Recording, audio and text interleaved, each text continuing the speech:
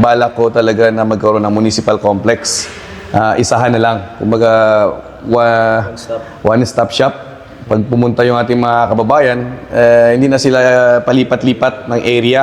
Kaya palengke, ayan po yung India warehouse po natin. Doon po yung Women's Center, may senior citizen building din sa kabila. Then, nilipat din po dyan sa kabila yung, may nakatayo na multipurpose dyan, yung galing sa DPWH. Yun po yung lilipatan ng Sangguniang Bayan. Then yung ating palengke. Baka magsabay na rin kami sa September 19. Pag-uusapan pa po kung paano yung setup dahil mag-i-start na rin tayo ng construction na construction ng ating baywalk. Doon sa pag-aalisan ng palengke, gagawin na po natin yung baywalk na pasyalan ng aming mga kababayan sa Cuyo. Maganda rin yung aming munisipyo. Pag siguro napuntahan ng iba, makukumpara naman nila. Ito po yung pagtutulungan po ng mga taga-munisipyo at saka ng Sangguniang Bayan. Sinasabi nga ng iba, ito yata yung halos lahat ay glass. Kaya medyo naiiba nga daw yung aming design.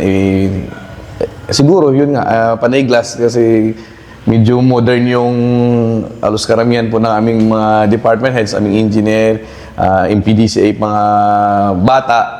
Yung mayor nila, bata. Kaya medyo lumalagay tayo sa medyo modern na design.